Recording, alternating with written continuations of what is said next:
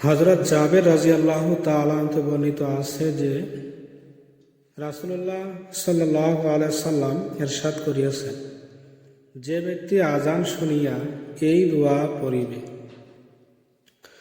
আল্লাহুম্মা রব্ব হাযিহিদ দাওয়াতিত তাম্মাহ ওয়াস সালাতিন নাফিয়া সাল্লি আলা মুহাম্মদ ওয়ারদা আনহু রিদান লা তাসখাতু বা'দা।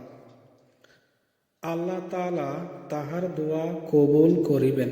অর্থ, হায় আল্লাহ, এই পরিপূর্ণ দাওয়াত, আযান ও উপকারী নামাজের রব হযরত মুহাম্মদ সাল্লাল্লাহু আলাইহি সাল্লাম এর ওপর রহমত নাজিল করুন, আর আপনি তাহার প্রতি এইরূপ সন্তুষ্ট হইয়া যান যে উহার পর আর কখনো অসন্তুষ্ট হইবেন না।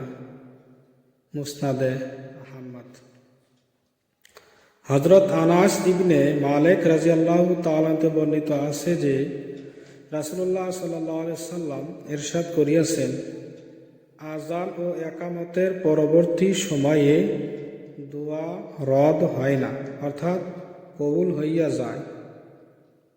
সাহাবায়ে কিরাম রাদিয়াল্লাহু তাআলা আনহু আরজ করিলেন, ইয়া রাসূলুল্লাহ, আমরা কি দোয়া করিব?